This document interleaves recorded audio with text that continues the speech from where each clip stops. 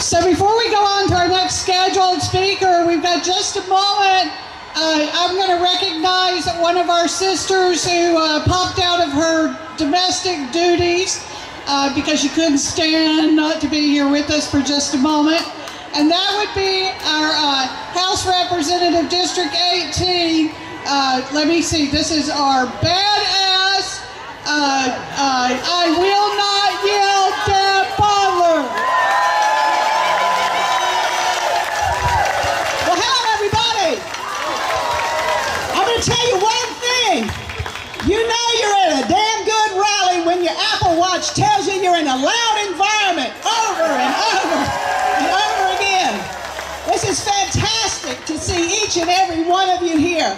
I've been to a lot of these rallies, and this is the biggest.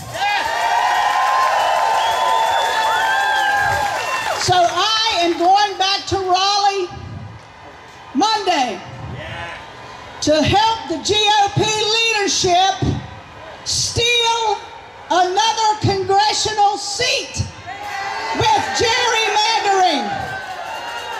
Now listen. I grew up in Lincoln County, North Carolina, and I don't know if you know much about that, but it's about the most rural place you've ever seen. But we had rules that we learned on a vacant lot in the neighborhood. And there was always a game going on, football, basketball, baseball, but we set the rules at the beginning. If you go past the pine tree, you're out of bounds. If you make it across the ditch, it's a touchdown. Don't tackle little Jimmy, he's too small. Just grab him and hold on to him, and that'll be considered a down. We're gonna do 2 outs per inning because it's getting late, and Susan always has to go home for dinner. So the game ends when it gets dark or Susan goes home for dinner. We made rules. And if you didn't live by the rules, which we considered law, you weren't invited to play anymore. Because why? You were a cheater. And cheaters were not welcome, and they did not prosper, and they were persona non grata on the vacant lot. Well, I know full well that each and every one of those country boys that I serve with in Raleigh knows the laws of the vacant lot. They learned them just the way I did. They don't care. They choose to ignore them. The law applies to everyone. And we learned it on the vacant lot. So, again, these guys don't follow the rule of law. They don't abide the Constitution. They care about 2 things: power and control.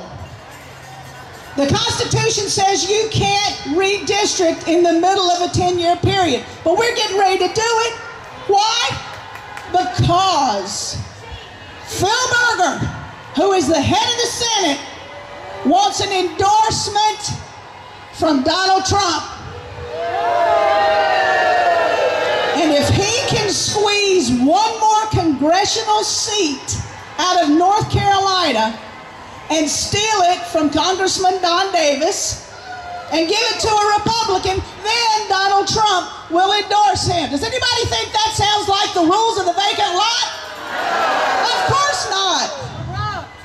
It's corrupt, it's a quid pro quo, and every time your legislature opens the doors, it costs millions of tax dollars.